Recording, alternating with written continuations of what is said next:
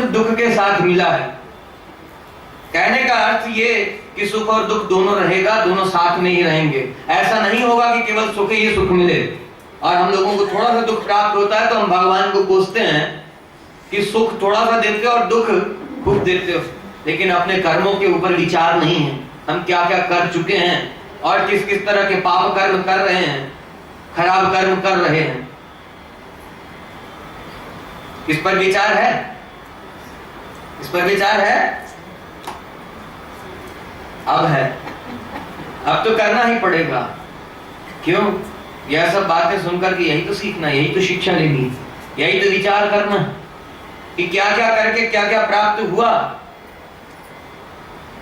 पुण्य कर्म करते, तीर्थ क्षेत्र में जा रहे हैं,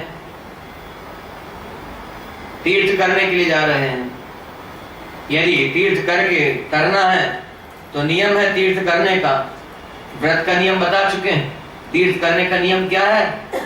भगवान के जिस स्थान में जा रहे हैं, भगवान के जिन स्वरूप का दर्शन करने जा रहे हैं, तीर्थ क्षेत्र में जा रहे हैं, तो भगवान के अलावा और किसी का स्मरण होना नहीं। जब से चले घर से तब से लेकर के उस तीर्थ स्थान तक पहुंचने तक और वहां से लौट करके घर आने तक भगवान के अलावा और कुछ स्मरण होना नहीं चाहिए। ये कोई करता है? कोई भी करता है? ये तीर्थ यात्रा करने जाते हैं, ट्रेन में बैठे, फ्लाइट में बैठे, कार में बैठे, तो भगवान का ध्यान स्मरण, भगवान का नाम संकीर्तन करते हैं, दूसरों की निंदा कीर्तन करते हैं, दूसरों की शिकायत कीर्तन करते हैं, दूसरों के चाचा जी का कीर्तन करते हैं, किसी के काका जी का, किसी के सासू जी का, किसी के बहू का, किसी के बेटे का, किसी की पत्नी का, इन सब का कीर्तन होता है। उसने ऐसा किया, उसने ऐसा किया, उसने ऐसा किया, उसने ऐसा किया। पुण्य करते करते पाप हो रहा है। पुण्य तो मिलेगा नहीं, पाप और सवार हो गया, है ना? व्रत करने का नियम है, जिस दिन व्रत है उस दिन क्रोध नहीं करना, आलस्य नहीं करना, सोना नहीं, भगवान का स्मरण। जब तक व्रत समाप्त नहीं हो जाए, एकादशी का व्रत किया तो द्वादशी में पारण होना चाहिए, द्वादशी में पारण होना चाहिए। तो एकादशी तिथि तो पूरी भी थी व्रत में, और जब द्वादशी तिथि है, द्वादशी में पारण करना है, व्रत समाप्त करना है, तब तक केवल और केवल भगवान का स्मरण होना चाहिए। ये होता है? सोते भी हैं, खाते भी हैं, खाते हैं, पाते नहीं है, खाते हैं। क्योंकि व्रत की तैयारी तो 2-3 दिन पहले से होती है, और साधारण में अन्य दिनों में, व्रत के अलावा अन्य दिनों में तो साधारण हल्का भोजन करते हैं। सबसे अधिक गरिष्ठ भोजन तो व्रत के दिन ही करते हैं, नहीं? सिंघाड़े के आटे की तली हुई पूड़ी, आलू के चिप्स, उसमें नमक मिर्च मसाला खटाई, ये सब पा करके भगवान के भजन में कहाँ मन लगने वाला है? लगेगा? शरीर की तमाम तरह की वृत्तियां हैं वो बढ़ेंगी, लघु शंका लगना, शौच लगना, और साथ साथ आलस्य भी आएगा। इसलिए तो कथा श्रवण करने के लिए नियम है कि व्रत पूर्वक, अर्थात एक समय भोजन करके, वो भी हल्का फलाहार करके कथा श्रवण करनी चाहिए। कितने लोग कथा श्रवण करने ऐसे बैठे हैं? क्योंकि हो ही नहीं सकता, ये नहीं हो सकता। हो सकता है? अब हर कोई तो बीमार है, जितने लोग बैठे हैं इनमें से कोई एक भी बता दे, हम हो चाहे आप हो, कोई एक बता दे बिना दवाई के। रोज एक ना एक दवा तो सबको लेनी पड़ती है कि नहीं? लेनी पड़ती है ना, चाहे कोई भी हो, एनीवन, सबको एक ना एक दवा तो रोज लेनी ही पड़ती है। चलिए 1 दिन 2 दिन में नहीं, तीसरे चौथे दिन में तो जरूर, सप्ताह में एक बार तो जरूर लेनी पड़ती है। कहीं सिर दुख रहा है, कहीं पेट खराब है, कहीं कुछ और तकलीफ है, कहीं सर्दी जुकाम हो गया, कहीं बुखार हो गया, कहीं जल गए, कहीं कट पिट गया, कहीं चोट लग गई, दवा तो लेनी ही पड़ेगी। तो ये सब हो सकता है क्या? और हम भ्रम में हैं कि पुण्य कर्म कर रहे हैं।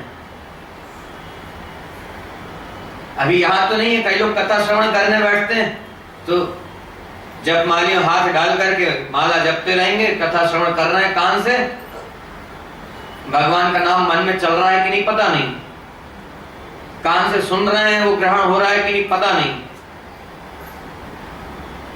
लेकिन मन कहाँ है? मन कहाँ है? कथा सुनने के लिए सासू जी यहाँ बैठी हुई है, बहू पता नहीं कुछ लुटा गवा नहीं दे घर में।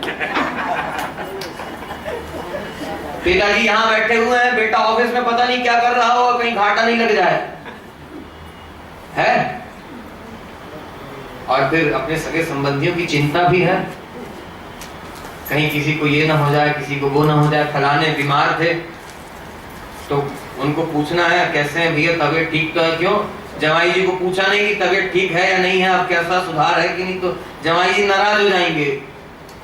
तो जमाई जी का याद आ रहा है, चाचा जी का याद आ रहा है, काका जी का याद आ रहा है, सासू जी का याद आ रहा है, नाती पोते याद आ रहे हैं।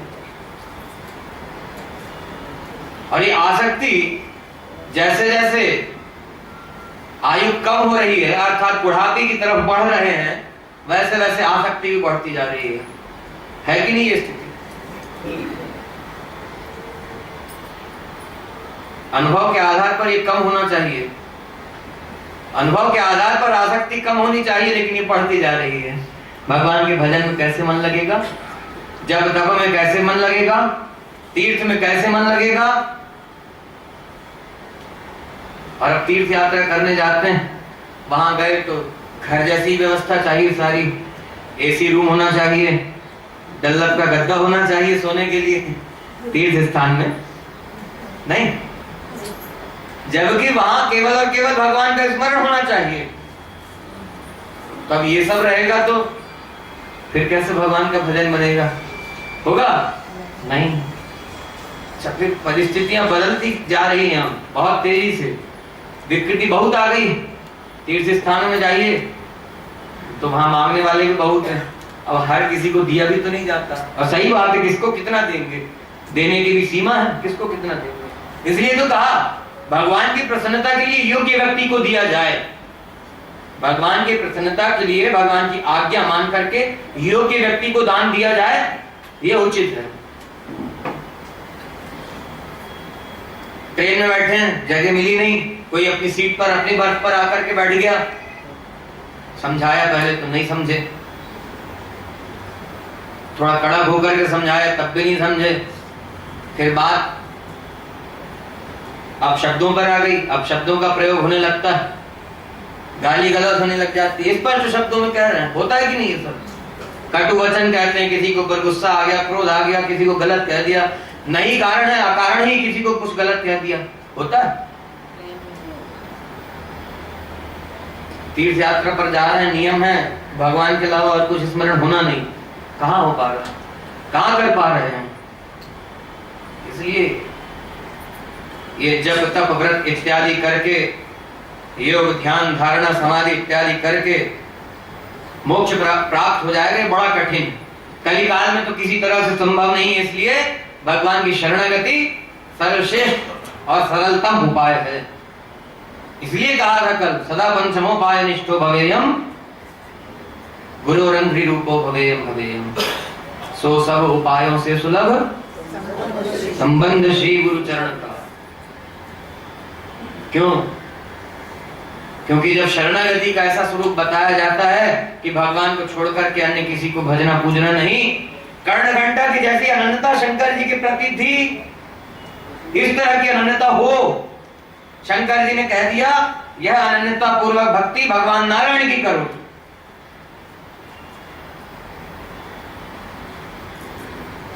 अनन्यता पूर्वक भक्ति, अनन्यता पूर्वक सेवा भगवान नारायण की करो, शंकर जी ने स्वयं कहा है। तो इसमें हमारा दोष कहां है? इसलिए अनंता पूर्वक भगवान का दास बनना।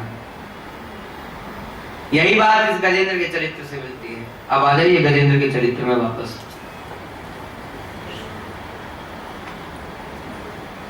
सुखदेव जी सुना रहे थे, चौथे मनवंतर में, तामस मनवंतर में भगवान ने हरि अवतार धारण किया, और यह हरि अवतार लेकर के भगवान ने गजेंद्र को मोक्ष प्रदान कर दिया। परीक्षित जी ने प्रश्न किया, गुरुदेव यह चरित्र तो सुना है लेकिन विस्तार से रहस्य पूर्वक नहीं मालूम, इसका रहस्य क्या है, इसको विस्तार से सुनाइए। भगवान ने अवतार लेकर के गजेंद्र को मोक्ष प्रदान किया था। कृपा कीजिए, इसको विस्तार पूर्वक सुनाइए। भगवान के सब चरित्रों को, भगवान के अवतारों के प्रसंगों को सुनने में बड़ा आनंद आ रहा है, इसके अलावा और कुछ अच्छा ही नहीं लगता। और बताया ना, ये बात ध्यान में नहीं है कि अब मरना है 4 दिन के बाद, अब तो केवल भगवान का ही स्मरण है। और हम लोग यहाँ बैठ करके कथा श्रवण कर रहे हैं, मन कहीं और है, आंख कहीं और है, कान कहीं और है। कथा श्रवण करने के लिए बैठे हैं तो किसी की देखा देखी मत कीजिए, किसी को देख करके उस तरह का आचरण मत कीजिए। लोग करते हैं, माला लेकर के बैठे हैं, कथा श्रवण कर रहे हैं, तो एक के साथ दूसरा पुण्य भी कमाएंगे। करते हैं कि नहीं? कुछ लोग किया करते हैं। ना उसका फल मिलेगा ना इसका फल मिलेगा। क्यों? कथा श्रवण करने के लिए हमें एकाग्रता पूर्वक सुना जाए, अर्थात मन भी वहीं होना चाहिए जहां कथा चल रही है। कथा में जो कुछ कहा जा रहा है, मन उसी में रहना चाहिए। जप करने के लिए, मंत्रों को जपने के लिए, भगवान का नाम जपने के लिए भी नियम है एकाग्रता पूर्वक, अर्थात भगवान के स्वरूप का ध्यान करते हुए भगवान के नाम को जपता रहे। ये कैसे होगा? दोनों काम एक साथ कैसे होंगे? कोई 2 4 6 तो है नहीं, मन तो एक ही है।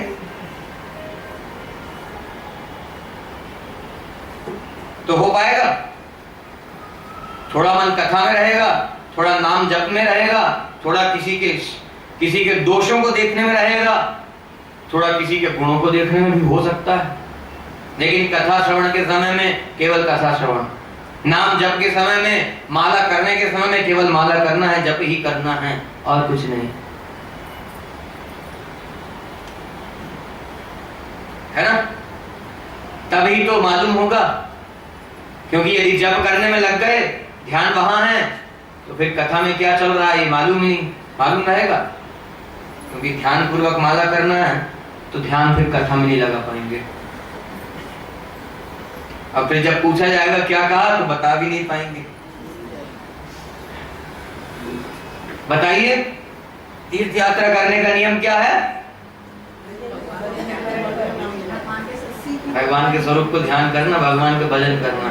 ये किसी को याद नहीं है, जब से चले तब से वहां पहुंचने तक और वहां से घर तक लौटने तक केवल और केवल भगवान का स्मरण होना चाहिए। ये याद नहीं है, स्मरण होना चाहिए, लेकिन कब तक, कैसे, ये याद नहीं है। ध्यान से नहीं सुनते, इसलिए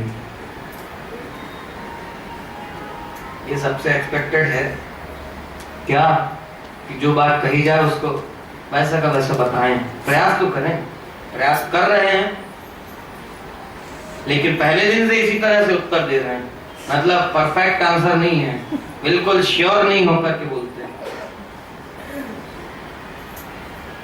सोच विचार करके बोलना पड़ता है। ध्यान से सुनिए, चिंतन कीजिए, मनन कीजिए। चिंतन मनन यहाँ से जाने के बाद घर में करना है। यहाँ तो ध्यान पूर्वक सुनना है तो याद रहेगा, यही चिंतन मनन में लग गए तो फिर याद नहीं रहेगा। सुखदेव जी कह रहे थे, परीक्षित, भगवान ने हरि अवतार धारण करके गजेंद्र को मोक्ष प्रदान किया। विस्तार से सुनाने लगे। एक त्रिकूट नाम का पर्वत है, क्षीर सागर में त्रिकूट नाम का पर्वत है। उस पर्वत के ऊपर बड़ा सुंदर बगीचा है, उद्यान है, बड़े बड़े हरे भरे वृक्ष लगे हुए हैं, तमाम जंगली जीव जंतु रहते हैं। एक गजेंद्र रहा करता है, हाथी, जो सारे हाथियों का, उस वन में रहने वाले सारे हाथियों का सरदार है, राजा है। और इसके बहुत से संबंधी हैं, कई पत्नियां हैं, कई बच्चे हैं, इष्ट मित्र हैं, और जितने हाथी सबका मालिक है ही, राजा है ही। सबके साथ रहा करता है, वन में रह करके सुख भोगता रहता है। जितने सुख जितने दुख मिलते हैं सब भोगता रहता है। एक बार की बात है, ज्येष्ठ मास की दोपहर में, ज्येष्ठ मास मालूम है? मालूम है? हैं? गर्मी का दिन। गर्मी में कौन सा, कितने मास होते हैं गर्मी में? चैत, वैशाख, ज्येष्ठ, सावन के 2 महीने पहले। ज्येष्ठ मास की दोपहर के समय, मतलब गर्मी बिल्कुल आपके समझने के लिए एकदम पीक पर है। समझ में आ गया? ज्येष्ठ मास की दोपहर है, मतलब गर्मी एकदम अपने विकट रूप में है, खूब गर्मी पड़ रही है। वन में घूम रहा है अपने सगे संबंधियों के साथ, हथनियों के साथ, बच्चों के साथ, जितने हाथी हैं सब झुंड बना करके घूम रहे हैं वन में। प्यास लगी, गर्मी का समय है ना, वन में घूम रहा है, नीचे से भूमि भी तप रही है गर्मी के कारण, ऊपर से सूर्य का ताप है ही, और चारों तरफ से गर्म हवा चल रही है।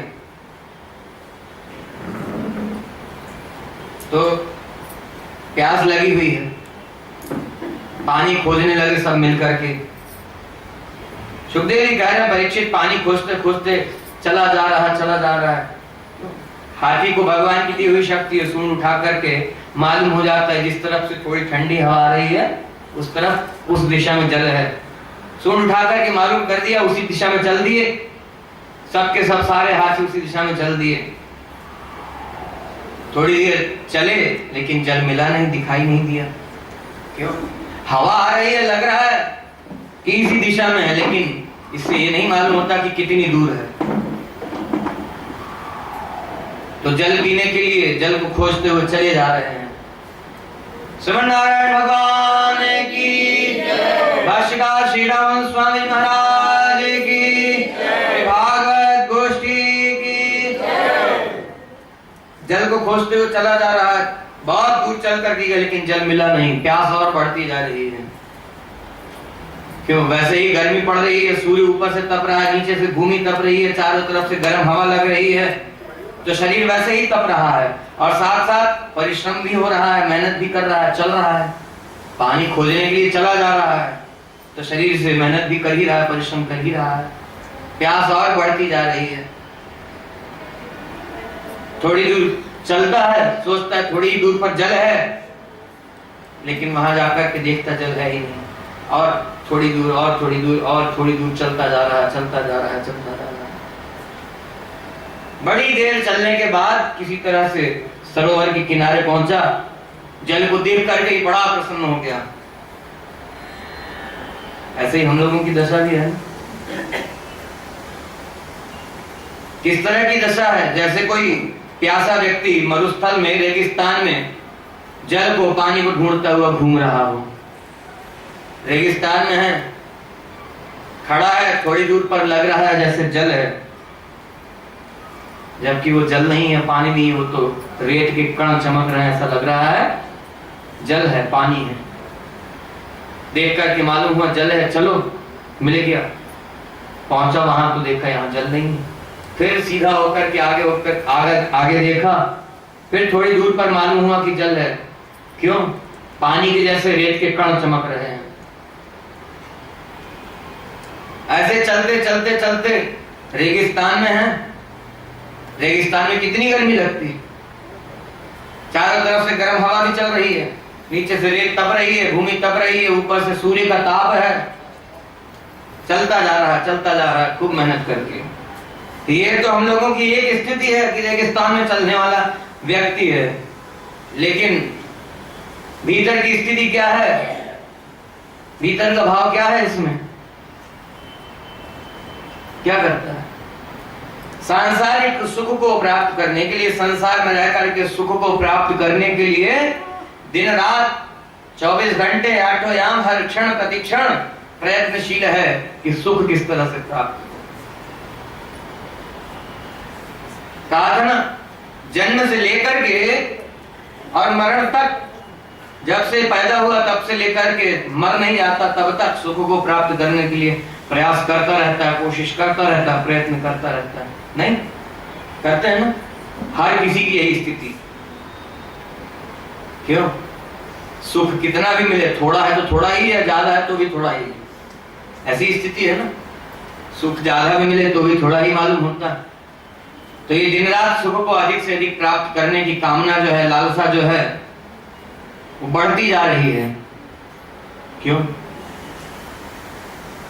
थोड़ी दूर पर दिखा, किसी के सुख को देखा, ऐसा लगा ये अच्छा सुख है, इससे हम सुखी हो जाएंगे, इसको प्राप्त कर लें, उसके लिए मेहनत करने लगा।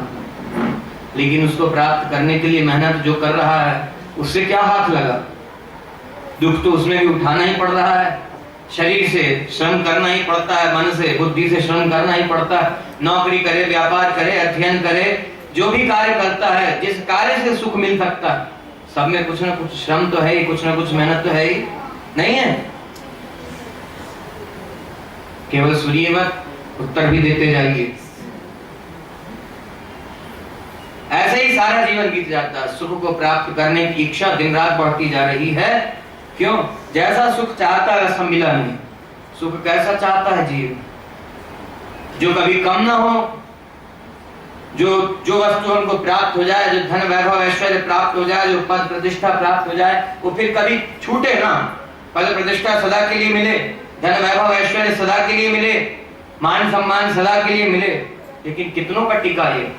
कितने लोगों का बच पाया? ऐसा एक भी उदाहरण कहीं नहीं मिलता है। कहीं उदाहरण किसी एक का भी रहा हो? किसका रहा? कुछ लोगों का रहा। ध्रुव का मान सम्मान, ध्रुव का नाम, प्रहलाद ने जो भक्ति की भगवान की, उसके कारण प्रहलाद का नाम सब लोग आदर से लेते हैं, कथा श्रवण करते हैं। लेकिन बचा कुछ भी नहीं। इन लोगों का नाम भी कौन लेता है? भगवान की कृपा है, आप लोग यहाँ बैठे हैं और इनके नामों को सुन रहे हैं और कभी कभी इनका नाम ले लिया करते हैं। कभी ध्यान में आ जाता है कि प्रहलाद का चरित्र ऐसा है कि भगवान ने उसके लिए ऐसा नृसिंह रूप धारण किया। लेकिन इससे क्या लाभ? उन्होंने जो लाभ प्राप्त किया, ध्रुव प्रहलाद इत्यादि ने जो लाभ प्राप्त किया, वह लाभ प्राप्त करने के लिए इनका नाम लिया जाता है। इनका नाम ले लेकर के संसार से तरा करते हैं। इनका नाम सुन सुन करके, इनके चरित्रों का स्मरण कर करके संसार से छूटना होता है। क्योंकि इनके नाम के कारण इनका चरित्र याद आता है। इनका चरित्र याद आता है तो हम भी अपना ऐसा चरित्र बनाएं। ये बात समझनी है। यदि ये बात समझ ली, उनके जैसा चरित्र बना लिया समझ करके, तब मोक्ष प्राप्त होगा। दिन रात प्रयत्नशील हैं सुख को पाने के लिए, सुख को प्राप्त करने के लिए। जैसे ये हाथी, और थोड़ा सा कुछ सुख मिल गया, कभी लगता है कि बस अब जो प्राप्त करना चाहते हैं कुछ ही दिनों की देरी है, कुछ घंटों की देरी है, बस अब हमारा ही हो गया। होता है ना? और फिर क्या होता है? जो सुख प्राप्त करना चाहते हैं, धन प्राप्त करना चाहते हैं, महल मकान संपत्ति प्राप्त करना चाहते हैं, पद प्रतिष्ठा प्राप्त करना चाहते हैं, प्राप्त करके सब कुछ भूल जाते हैं। जैसे ये गजराज भूल गया। क्या किया इसने?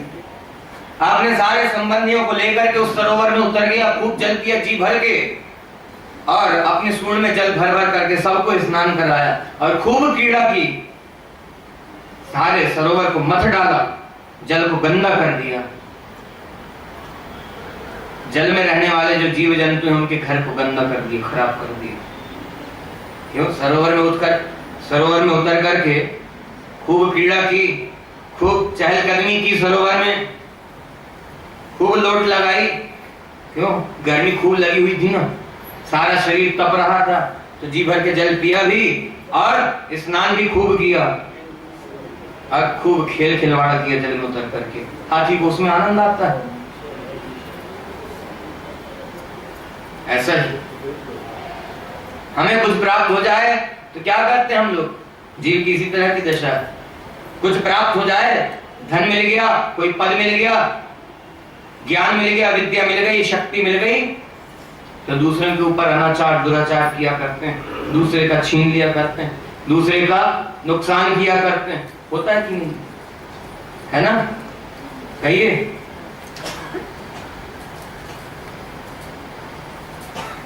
इसी तरह की दशा है संसार में। सुख को प्राप्त करने की लालसा अधिक से अधिक बढ़ती जा रही है और हाथ क्या लग रहा है? दुख। ऐसे दुख भोगते भोगते भोगते रेगिस्तान में चलते चलते, तापत्रय से तपते तपते, आदि दैविक, आदि भौतिक, आध्यात्मिक, इन तीनों तापों से कष्ट पाते पाते, दुख भोगते भोगते, श्रीमन नारायण भगवान की जय। उठ करके जा रहे हैं, उनको जाने दीजिए, इधर उधर ध्यान देने की जरूरत नहीं है। आने जाने वाले आते जाते रहेंगे। इसलिए तो कहा जाता है कि एक बार आके बैठिए तो कथा समाप्त होने के बाद ही उठिए। लेकिन ठीक है, किसी कारण से यदि जाना आवश्यक है ही, जरूरी है ही, तो उनको जाने दीजिए, हमें क्या करना, क्या मिलेगा, वो चले जाएंगे तो क्या मिलेगा, कोई आ जाएंगे तो। ध्यानपूर्वक सुनिए। ऐसे ही करते करते एक जन्म नहीं, एक जीवन नहीं, कई जन्म बीत जाते हैं, कई जीवन बीत जाते हैं ऐसे। और सदा का सुख जो है, नित्य सुख जो है, उसको प्राप्त नहीं कर पाता। क्या हाथ लगता है? दुख। दुखों के सागर इस संसार में गिरना पड़ता है, दुख रूपी संसार में गिरना पड़ता है। क्यों? क्योंकि उन सुखों को प्राप्त करने के लिए तमाम तरह के प्रयास प्रयत्न करता है, कोशिश करता है। अपने किए हुए कर्म से सुख प्राप्त हुआ तो ठीक, और नहीं तो छल छद्म भी करता है, कपट भी करता है, किसी का हरण भी करता है, छीनता भी है, होता है। यही स्थिति है ना संसार में, है कि नहीं? तो ये कब तक चलेगा? ये हमारे ऊपर निर्भर, हम कब तक चलाना चाहते हैं इसको। यदि इन सबसे छूटने की इच्छा है तो भगवान के चरण शरण चलो, भगवान के अनन्य दास बनो, और नहीं तो ये सब तो मिल ही रहा, मिलता रहेगा। तो ऐसे दुख में संसार से छूट करके, दुखों के समुद्र इस संसार सागर से छूट करके सदा सदा के लिए सुखी हो जाएं, उसको बताने के लिए गजेंद्र का चरित्र है। सुखदेव जी कह रहे हैं, परीक्षित, जल में रहने वाला जीव जो है ग्राह मगरमच्छ, उसके घर में घुस करके उसके घर को खराब किया था, उसके क्षेत्र में हस्तक्षेप किया। ऐसा ही होता है जब अपने को शक्ति का अभिमान हो गया, किसी के साथ अनाचार दुराचार करने लग गए, समझने लग जाते हैं कि अब हम ये सबसे बड़े हैं, हम सब कुछ कर सकते हैं। और कभी जब अपने से बड़ा वाला मिल गया तो फिर मालूम होता है कि औकात क्या है, स्पष्ट शब्दों में, है कि नहीं?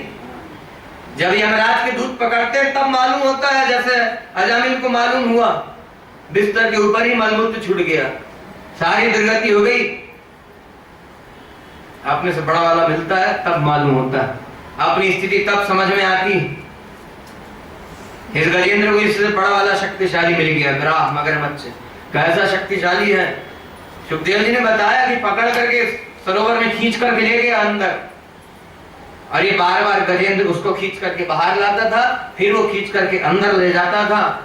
अब इस हाथी के संबंधी जो है, इसके रिश्तेदार जो शरीर संबंधी हैं, ये सब बड़े दुखी हुए, बड़े चिंतित हुए कि इसकी रक्षा कैसे करें। जो कुछ कर सकते थे सबने अपनी तरफ से प्रयास कर लिया, अपनी सारी शक्ति लगा दी, हजारों की संख्या में थे, सारी शक्ति लगा दी, और एक एक करके सब छोड़ करके चले गए। क्यों? कब तक लड़ते रहेंगे भैया? इसके लिए कब तक लड़ते रहेंगे? अरे हमें भी तो पेट भरना है अपना, है कि नहीं? अपना पेट भरना है ना, तो किसके लिए लड़ते रहेंगे? ये मनुष्य की स्थिति भी है। जिनको हम अपना समझते हैं, जिनको अपना सगा समझते हैं, जिसको अपना हितैषी समझते हैं, वो सब एक एक करके छोड़ करके जाते रहते हैं। दादाजी चले गए, दादी जी चली गई, परदादाजी चले गए, पिताजी चले गए, माता जी चली गई, बड़े भाई साहब चले गए, छोटे भाई साहब चले गए, काका जी चले गए, चाचा जी चले गए, सब कोई एक एक करके सब चले जाते हैं। कौन रहता साथ में? कोई रहता? मृत्यु से कोई बचा पाता है? मगरमच्छ से कोई बचा पाता है? ग्राह से, मृत्यु रूपी ग्राह से कोई बचा पाता है? कोई नहीं बचा पाता।